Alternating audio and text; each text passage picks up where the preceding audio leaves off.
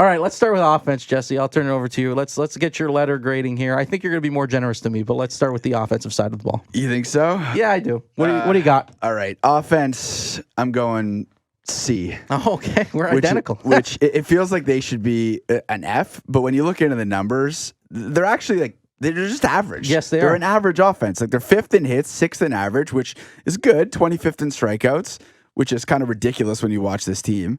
But then they're 22nd with runners in scoring position, 16th in home runs, 16th in RBI. I think we focus a lot on the bad because of the difference in watching this team from previous years. But they're just a kind of a middling, average offense. What you see is what you get. You're going to need more contributions from Vladimir Guerrero Jr. So the definition of average when it comes to letter grades is C. So that's why I'm giving it a C. That's C average. Okay. Yeah. All right. I would say if I had a C in school, I'd be pretty. Well, yeah, you know what I mean. Well, I agree with you. I C is my grade as well. Bad with runners in scoring position. That's been a big bugaboo for them all year. Yeah. Power's down, and the approach has been inconsistent. I said juvenile. I wrote it down. I will stand by that. The offenses look feeble at times and anemic, like it did for most of yesterday too. So C is my letter grade. Defense. What do you got? Defense, A-. Okay. According to Fangraphs, the Blue Jays are number 1 in defensive runs saved. They're basically exactly how the front office envisioned this defense. But Kiermaier and Varsho, both in the top 10, depending on what site you look at, in defensive runs saved individually, could be in the top 5. 13th in the league in errors, 8th in stolen bases allowed. Look, they wanted to make defense a priority this year, and they have succeeded for the most part. I look at Bo Bichette.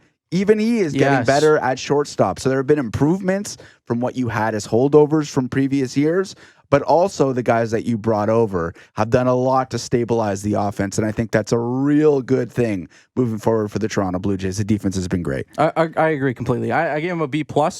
The defense has been better in the outfield with those new additions and those changes, no question about it. Moving Springer to right field as well. Seems like he's found a real comfort zone out there, which oddly enough, people forget. He actually played a lot more right field in Houston than he did center field. So everybody anointed him as the starting center fielder. He's been fabulous there. He's been awesome, and he actually has a better track record playing in right than in center, even dating back to his Houston days.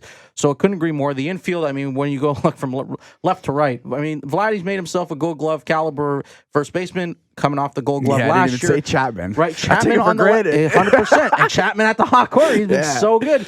Consistently, that's the biggest asset you have in terms of what he brings to the table is how good he is defensively. So that's definitely one of their strengths. Now, there are a lot of miscues still that occur, and they've struggled at times with managing base runners. There's no doubt about that. Feel like that's a little bit more on the pitching too in terms of their delivery to the plate and holding runners.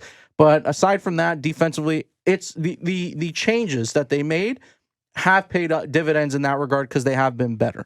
The front office. I thought this was an interesting one. The front office. How would you grade the way the front office has constructed this roster, perhaps some of the changes and moves that they've made up until this point, or lack thereof? How would you assess their performance? This one was the most difficult to assess of all the letter grades. I gave them a B-. Oh, okay. They did a solid job replacing Ross Stripling with Chris Bassett. Yep. You could argue that it was more than solid. The Varsho deal, I think, is far too early to say.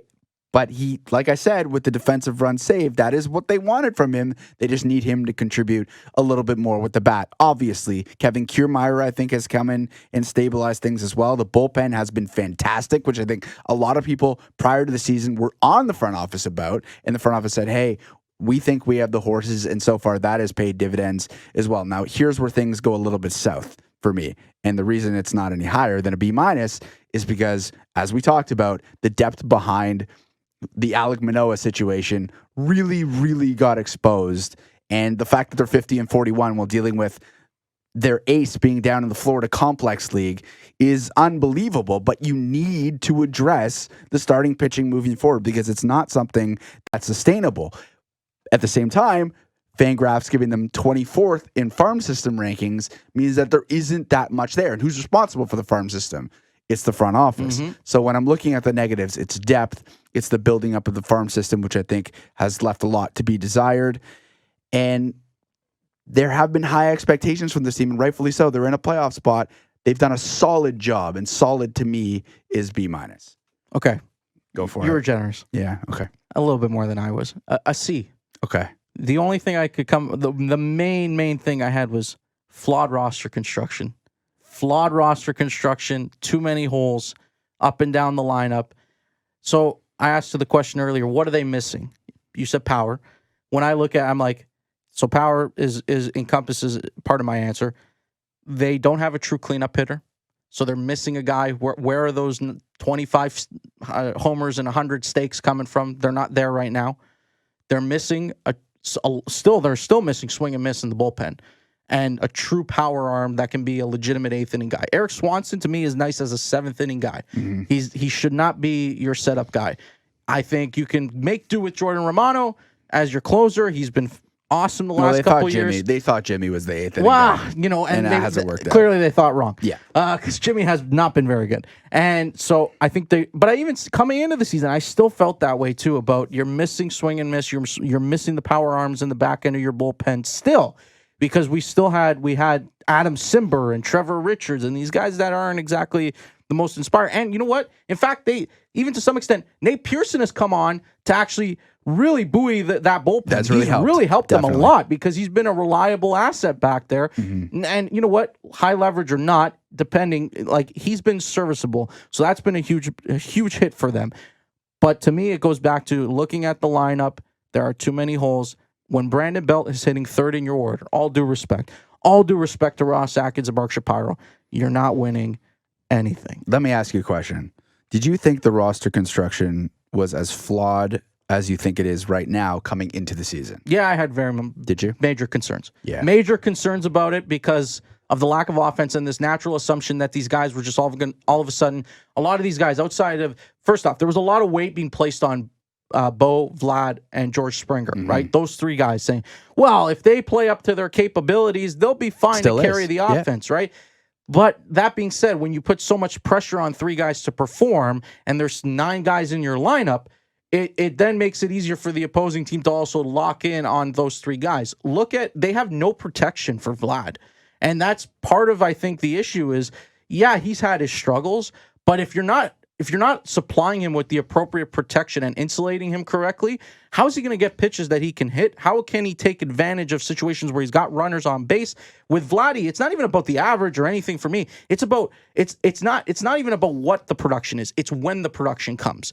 It's about not having empty calories when he's driving in runs when they're up a bunch or down a bunch. It's about being in situations like we saw against Oakland or in big moments where you're down a couple runs and you need a big hit and you get a couple runners on and he can deliver in that situation. But they don't have the pieces around him right now, insulating him, Bo, that are allowing them to really, really excel and capitalize on their run-producing potential. So that's a big flaw for me.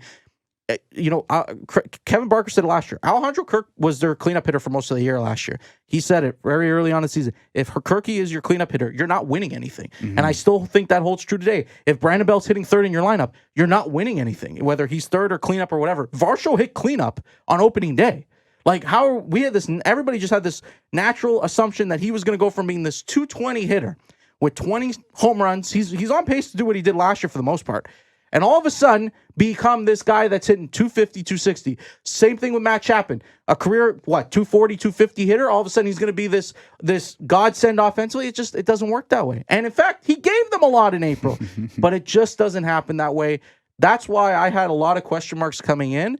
And I felt like they subtracted offense, but they didn't replace it adequately enough to give them a true whole roster.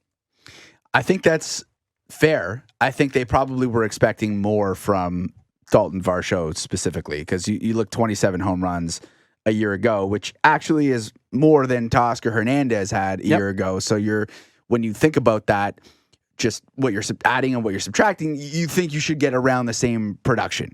And that obviously has not transpired exactly how the Blue Jays front office envisioned. So to your point, the power is not there, and I don't see how it's going to come, which makes me think scoring runs is going to be difficult for this team no matter what.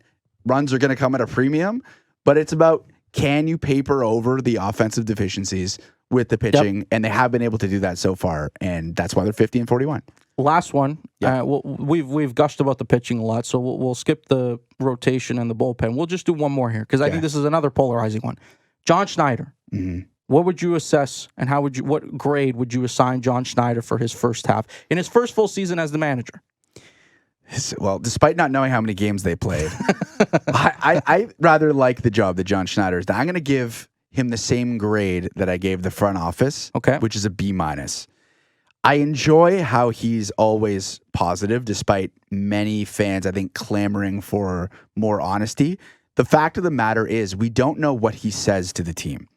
And I think that not airing your dirty laundry in the media, I really do believe that there's something to be said for that. Obviously, they had that one, if you recall, that one little moment about the players only meeting. Yeah. And you could see it rubbed some of those guys the wrong way because he outed it to the media. Exactly. And that was only, to your point, the only moment I think we've seen from him where it was a bit of a dissent of some kind. Right. And I think what the front office has done, you brought over a lot of veteran leadership this offseason. And I think there's something to be said for the players, for the most part, handling those sorts of things themselves within the clubhouse. So I think they have asked John Schneider to be the smooth hand that guides this franchise forward. And I think he's done an excellent job in the media with that. Obviously, he's had some high-profile gaffes, namely coming out for a mound visit for Alek Manoah. Like, that obviously cannot happen. We know that. There have been day-to-day lineup issues. There have been day-to-day bullpen moves that maybe I've disagreed with. But on the whole, you're not going to find a single manager in all of Major League Baseball where you're not going to have those exact issues with. The lineup day-to-day, the bullpen moves. You can find flaws with every single manager. And that's why I find it kind of ridiculous to really, look down upon the job a manager has done. So I think for the most part, John Schneider's did a pretty good job, and B- is where I'm going. We're pretty close. I got a C+. Yeah. I think he's had his moments where he's really struggled. And it's noticeable. He's had those viral gaffes, as you've talked about. My prevailing takeaway, though, still, we talked about the inconsistencies on both sides here and there. My prevailing takeaway is the whole premise of, John Schneider replacing Charlie Montoyo and the changes they made in terms of even the personnel. Everything has been about making this more serious. Like the focus needs to be more about winning and less about the fun, and they take away the home run jacket and all these things. And yet it's still, to me, a very unserious team because they make errors and mistakes, especially on the bases, that you shouldn't make if you're a team that's legitimately thinking about winning games. You cannot give away free outs, and this team does it too frequently. To me, some of that has to fall on the manager and the way that because we never see these guys get disciplined either. Like, they're never being disciplined for making these mistakes other than John Schneider going over and being like, hey, pal, you made a mistake. Like, other than that, we're never seeing guys pull from games. We're never seeing guys getting sat down and said, hey, you cannot do that. And I'm a big Whit Merrifield guy. He just runs into too many outs. And I love Whit, and I'm a big proponent of Whit. I think he should be in the lineup every day, should be featured prominently, whether even possibly hitting leadoff and moving Springer down, all these things. But when those mistakes happen, you got to have repercussions for those actions. And I don't think that's necessarily the case. So in terms of policing the team, he's got the respect of that group, no question. But at times I feel like he can do a better job of making sure that he stays on top of those things. And also the urgency factor. There's too many times, and we joked about it, but for me, I listen to the post every day, and I'm like, John, can you for once come out and please say, our approach stinks, our approach sucks, or we made a bad mistake here, and that cannot happen. We cannot tolerate that. And I feel like at times he's missed the boat and missed the mark in those areas. Look, people in New York would have said last year they would have been, Buck Showalter, unbelievable. Yeah. Look what they're saying about him now. So I get it changes quickly, and really you're at the mercy of your players. But C+ for me. That's where I'm at with John Schneider. C+. Serviceable, not fantastic. No, I think it's fair. And I think the attention to detail was something that they talked about ad nauseum during spring training. And we saw the behind the scenes footage of John Schneider giving speeches where he said, okay, attention to detail is the key for this season, and we're going to go to the next level and all this stuff. And that is a very fair criticism.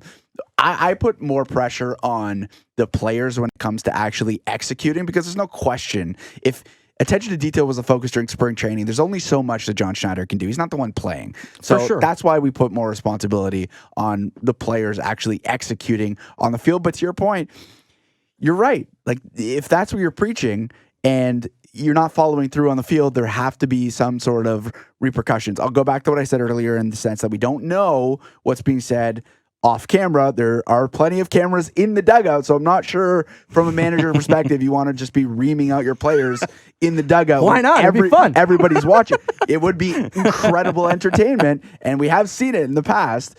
But in this case, I think he's got such a good relationship. So much of managing in baseball is managing relationships, egos, players on the team, and we don't know how that's going, which makes it so hard to judge a manager. All we can really look at is, to your point, how the players are executing the message and the lineup and the bullpen decisions, and really it just makes it hard to grade a manager until they're gone and you start hearing all the dirty laundry about it. 100%.